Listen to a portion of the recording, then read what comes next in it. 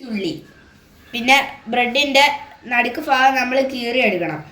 പിന്നെ പാനിനകത്ത് കുറച്ച് നെയ്യോ എന്തെങ്കിലും എടുത്തേച്ച് ഇച്ചിരി ഒന്ന് ഉരച്ച് കൊടുത്തേച്ച് പിന്നെ ഈ ബ്രെഡ് അങ്ങോട്ട് വെച്ച് കൊടുക്കുക. ഇച്ചിരി മുട്ട അതിൻ്റെ ഉള്ളിൽ വെച്ച് കൊടുത്തേച്ച് പിന്നെ നമുക്ക് ഇച്ചിരി കുരുമുളക് പൊടിയോ എന്തെങ്കിലും വേണമെങ്കിൽ ഇടാം.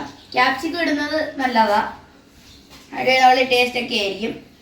പിന്നെ ഇതിൻ്റെ പുറത്തുകൂടെ നമ്മൾ ആ വെട്ടിയ ആ ബ്രെഡും കൂടെ എടുത്ത് വെച്ച അടച്ച പരിപാടി കഴിഞ്ഞു. വരട്ടി നമ്മൾ ബ്രെഡ് അതിനകത്തോട്ട് വെച്ചു. കറക്റ്റ് അവിടെ ഇരിക്കുന്നതെന്ന് നോക്കണം. പിന്നെ അടുത്തത് കുറച്ച് ആഡ് ചെയ്യുക.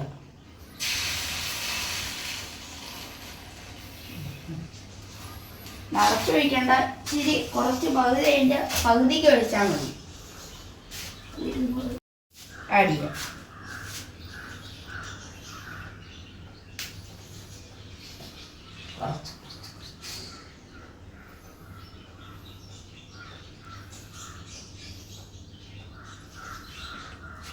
ബ്രെഡിൻ്റെ ബാക്കി മുറിച്ച കഷ്ണം എടുത്ത് മേലെ വെച്ച് കൊടുക്കാം.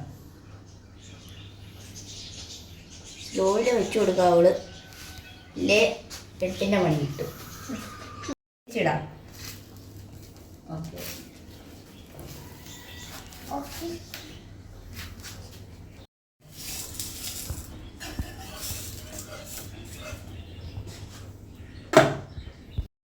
സ്നാക്സ് റെഡി ആയിട്ടുണ്ട്. നമ്മുടെ സ്നാക്സ് റെഡി ആയിട്ടുണ്ട്.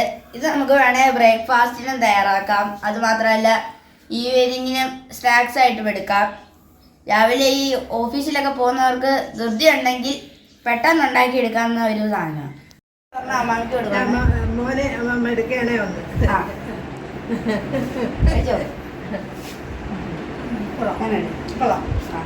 എൻ്റെ